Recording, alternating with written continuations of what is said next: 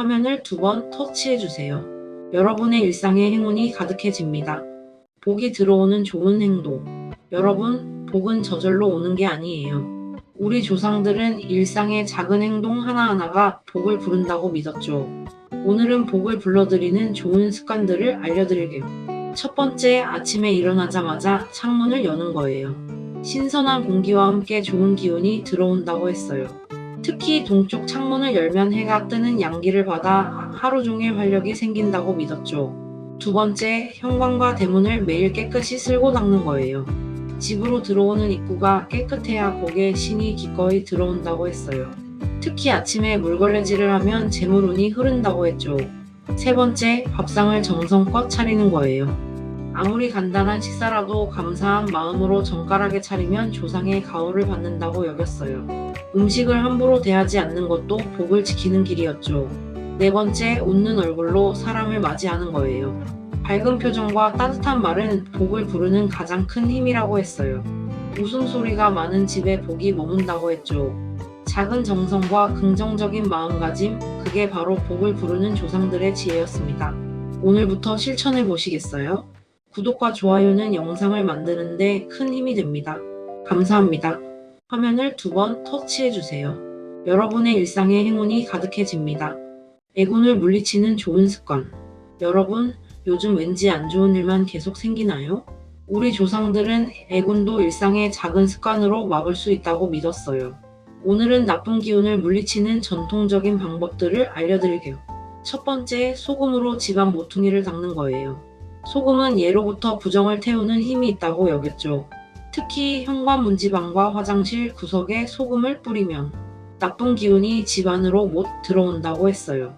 두 번째, 외출 후 손발을 씻는 거예요. 밖에서 묻어온 탁한 기운을 물로 씻어내야 한다고 했죠. 특히 장례식이나 병원 다녀온 뒤엔 반드시 씻고 옷도 갈아입어야 애군이 따라오지 않는다고 믿었어요.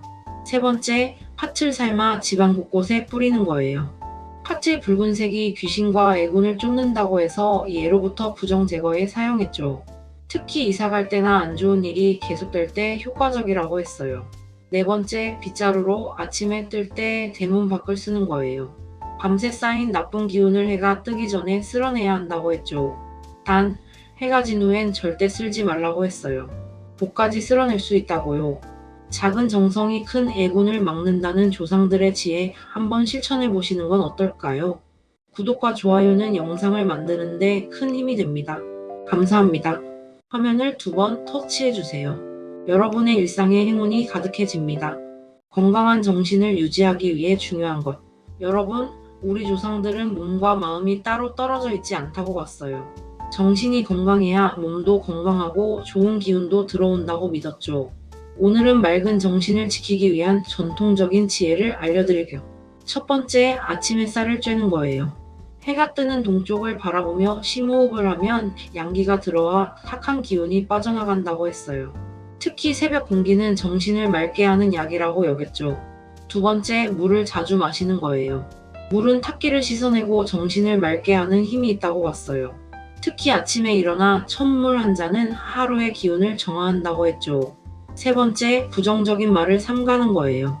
입에서 나온 말은 다시 귀로 들어와 마음을 물들인다고 했어요. 불평과 원망이 쌓이면 정신이 어두워지고 애군을 부른다고 믿었죠. 네 번째, 자연과 가까이 지내는 거예요. 땅을 밟고 나무를 만지고 바람을 느끼면 흐트러진 기운이 다시 안정된다고 했어요. 산책 한 번이 약 10첩보다 낫다는 말도 여기서 나왔죠. 건강한 정신은 하루아침에 만들어지지 않아요. 작은 습관들이 쌓여 맑은 마음을 만든다는 조상들의 지혜. 오늘부터 실천해 보시는 건 어떨까요? 구독과 좋아요는 영상을 만드는데 큰 힘이 됩니다. 감사합니다. 화면을 2번 터치해 주세요. 여러분의 일상에 행운이 가득해집니다. 침대 근처에 두면 안 되는 물건. 여러분, 침대는 하루의 3분의 1을 보내는 공간이에요. 우리 조상들은 이곳을 기운을 회복하고 혼이 쉬는 신성한 자리라고 여겼죠. 그런데 이런 물건들을 침대 근처에 두고 계시다면 숙면을 방해받고 있을지도 모릅니다. 첫 번째, 거울이에요. 특히 침대가 비치는 거울은 절대 금물이에요. 잠자는 동안 혼이 거울 속으로 빨려 들어간다고 믿었죠. 아침에 일어나면 피곤하고 악몽을 자주 꾼다면 거울 위치를 확인해 보세요. 두 번째, 가시 있는 식물이에요. 선인장 같은 가시 식물은 살기를 품고 있다고 했어요. 침대 옆에 두면 잠자는 사람을 향해 날카로운 기운을 쏘아 숙면을 방해하고 부부 사이도 나빠진다고 했죠. 세 번째, 전자기기예요. 휴대폰이나 시계를 머리맡에 두면 전자파뿐 아니라 흐르는 시간의 기운이 수면을 방해한다고 봤어요. 특히 꺼지지 않는 화면 불빛은 음기를 흐트러뜨린다고 했죠. 네 번째, 인형이나 박제예요. 사람 형상을 한 물건이 침대를 지켜보고 있으면 영혼이 편히 쉬지 못한다고 했어요. 특히 눈이 있는 인형은 기운을 빼앗는다고 믿었죠. 침대 주변을 간결하고 편안하게 만드는 것, 그게 좋은 잠과 건강을 지키는 길입니다. 여러분의 침대 주변은 어떤가요? 구독과 좋아요는 영상을 만드는데 큰 힘이 됩니다. 감사합니다. 화면을 2번 터치해주세요. 여러분의 일상에 행운이 가득해집니다. 깨진 거울을 치워야 하는 이유. 여러분, 집에 금이 가거나 깨진 거울이 있나요? 당장 치우세요. 우리 조상들은 깨진 거울을 집에 두는 것만큼 위험한 일이 없다고 경고했어요. 오늘은 그 이유를 알려드릴게요. 첫 번째, 거울은 혼을 비추는 물건이에요. 온전한 거울은 우리 모습을 그대로 담지만 깨진 거울은 혼을 조각조각 나누어 담는다고 봤어요. 그 앞을 지날 때마다 기운이 쪼개져 흩어진다고 믿었죠. 두 번째, 깨진 것은 파괴와 불운을 상징해요. 금이 간 거울을 보면서 생활하면 그 균열이 우리 삶에도 옮겨온다고 했어요. 관계에 금이 가고 일이 틀어지고 건강도 나빠진다고 했죠. 세 번째, 거울은 다른 세계와 이어진 문이라고 여겼어요. 깨진 거울은 제대로 닫히지 않은 문과 같아서 나쁜 기운이 드나든다고 봤어요. 특히 밤에는 귀신이 들어오는 통로가 된다고 했죠. 네 번째, 거울 속 자신의 깨진 모습을 보면 무의식이 그걸 받아들인다고 했어요. 매일 깨진 나를 보면서 자존감이 무너지고 불안해진다는 거예요. 깨진 거울은 미련 없이 버리고 새 거울로 바꾸세요. 온전한 거울이 온전한 삶을 비춘다는 조상들의 지혜 잊지 마세요. 구독과 좋아요는 영상을 만드는데 큰 힘이 됩니다. 감사합니다. 화면을 2번 터치해주세요. 여러분의 일상에 행운이 가득해집니다. 돈복이 늘어나는 행동. 여러분, 돈은 그냥 모이는 게 아니에요. 우리 조상들은 재물에도 신령이 있어서 정성스럽게 대하는 사람에게 찾아온다고 믿었죠. 오늘은 돈복을 불러들이는 전통적인 행동들을 알려드릴게요.